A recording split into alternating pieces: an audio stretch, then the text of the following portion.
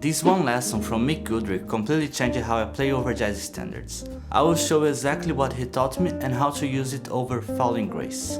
With this lesson you develop rhythmic vocabulary and also expand your melodic ideas. This was actually the first assignment he gave me when I studied with him at Berklee College of Music.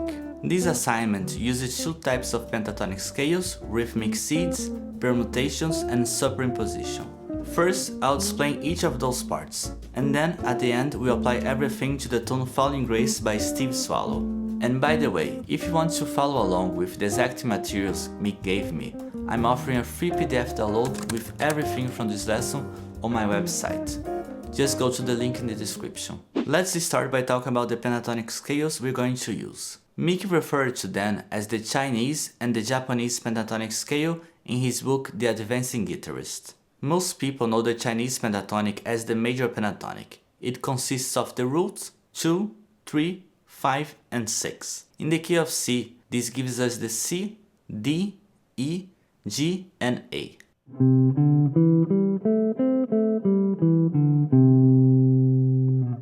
Now let's look at the Japanese pentatonic. Mick also called this the minor pentatonic, but is a little bit different from the one that most people know. This one uses the root 2, flat 3, 5 and 6. So in the key of C we have C, D, E flat, G and A.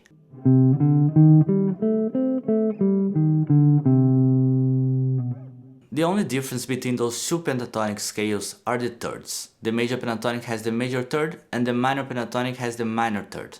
The rest of the notes are exactly the same. Now, let's talk about the chords we can play these pentatonics over. I'll play the same pentatonic over different chords, so you can hear how the context changes the sound. Let's start with the major pentatonic. Over major 7 chords, you can use it from the root, second or fifth.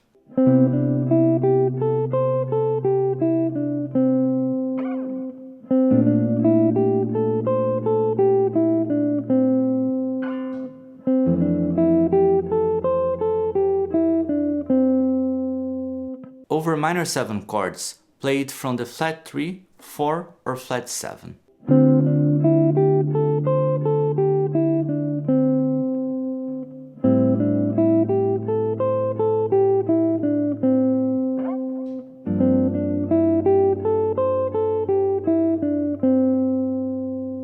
Over dominant 7 chords, use it from the root.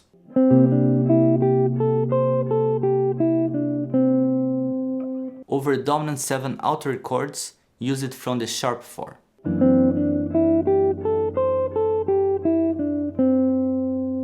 Over dominant 7 sus4 from the flat 7 or 4th.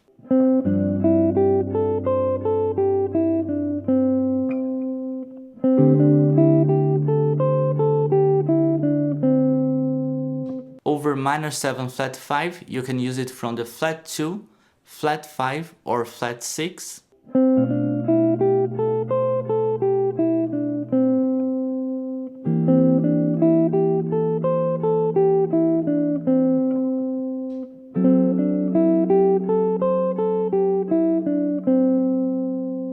Over dominant 7 sus4 flat 9 from the flat 2 or flat 6.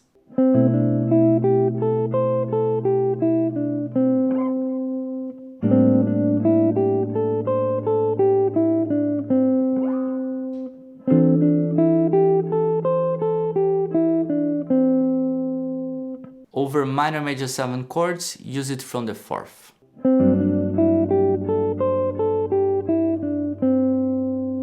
Over major 7 sharp 5 chords, use it from the 2nd.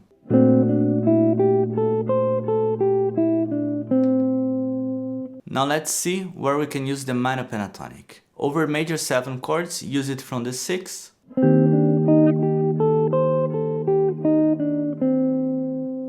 Over minor 7 chords, use from the root.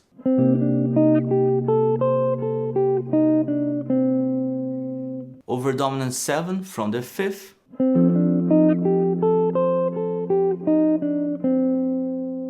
Over dominant 7 altered from the flat 2.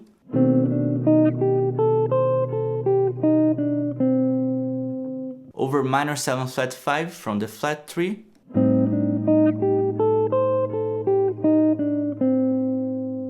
over dominant 7 sus4 flat 9 from the flat 7,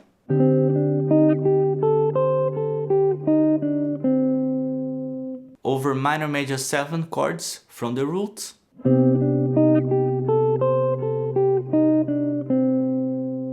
and over major 7 sharp 5 chords from the 6.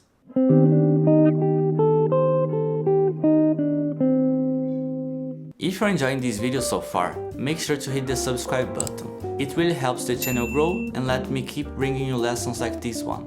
Before we apply these scales to the tune, there is one more pentatonic we need to learn, for the diminished chords. This is the dominant 7 sharp 9 pentatonic.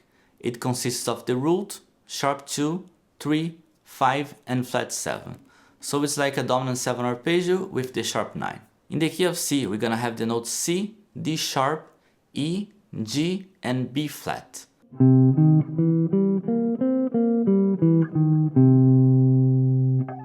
Over diminished chords, you can apply it from the 2, 4, flat 6 and 7.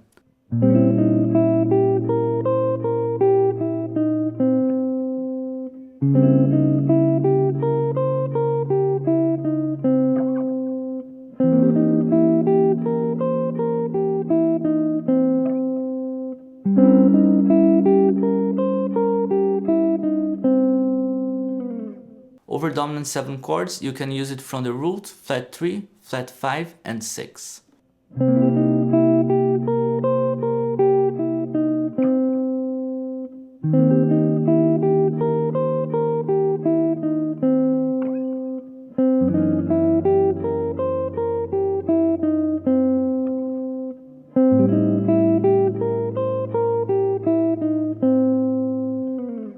Now here are the papers Mick gave me in our lessons. On the first page we have the lead sheet for Falling Grace, and Mick wrote the pentatonic scale options for each chord. Some chords have 2 options to choose from. Also, there are measures we have 2 chords in 1 bar. In those cases, the pentatonic approach doesn't really work, so Mick wrote open for those. This means you can use whatever you want. By the way, let me know in the comments, have you ever played Falling Grace before? On the second page he wrote out the actual notes of each pentatonic scale we'll use for each measure. You can use this as a guide if you ever get lost. Now let's talk about the rhythmic side of this exercise. Mick really wanted us to develop rhythmic variation in our playing. The truth is, most of the time we go to default rhythms we're comfortable with. And when we do that, we miss out opportunity to explore other rhythms we're not so comfortable with.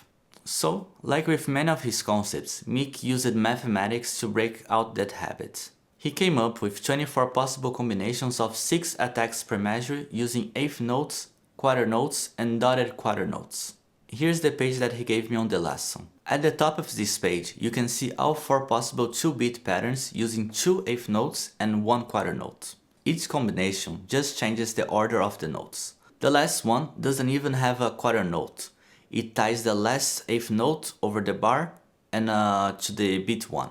He gave each one of those a number. Below that, on the left, you got all the permutations of those 4 rhythmic seeds. Things like 1-2, 1-3, 1-4, 2-1, and so on. Before we go to the right side of this page, I should mention, this material is from his book Factorial Rhythm. Right now, the book is out of print.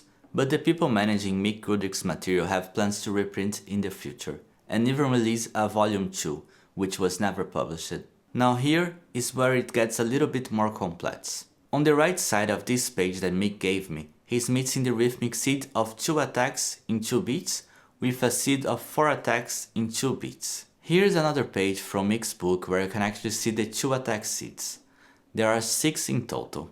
In the 4 attack seeds, there is only 1 possibility. So, when we combine the 1 4 attack seeds with the 2 6 attack seeds, we get 6 times 2, which equals 12 combinations. That's exactly the number of rhythmic possibilities shown on the right side of the paper that Mick gave me. On this page, combining the rhythms from the left and the right columns, we end up with a total of 24 rhythmic possibilities. Now, let me explain how the exercise actually works. Just so you know, Mick didn't give me that previous page from the book, the one showing the 2 attack seeds and the 4 attack seeds.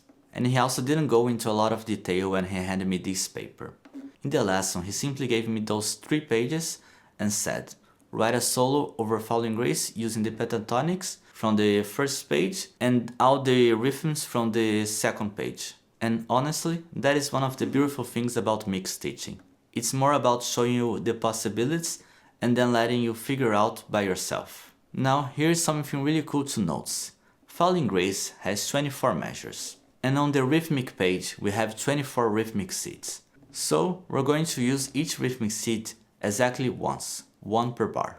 Before you start writing your solo, I recommend downloading the PDF with this lesson material from my website. It's completely free. It will be much easier to keep track of the rhythms and the pentatonics if you have these pages with you. And here's another pro tip.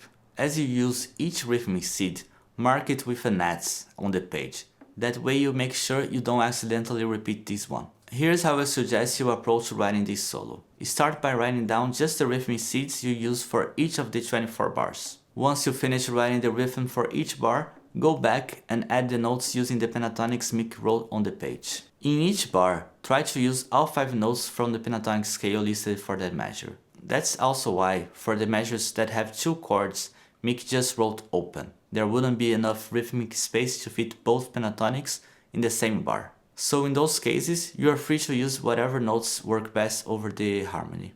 And then, the final step is just learn how to play your solo. Now let me play the solo I wrote based on this exercise so you can hear how it sounds.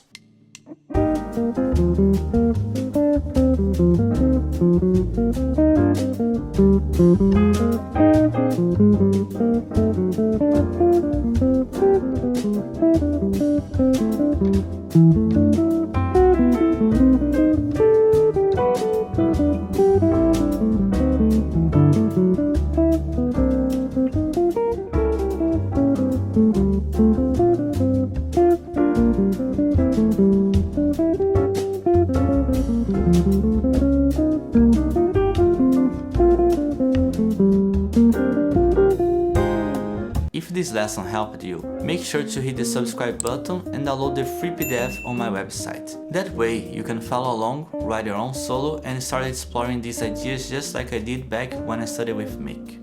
I'll be posting more jazz guitar breakdowns like this every other week.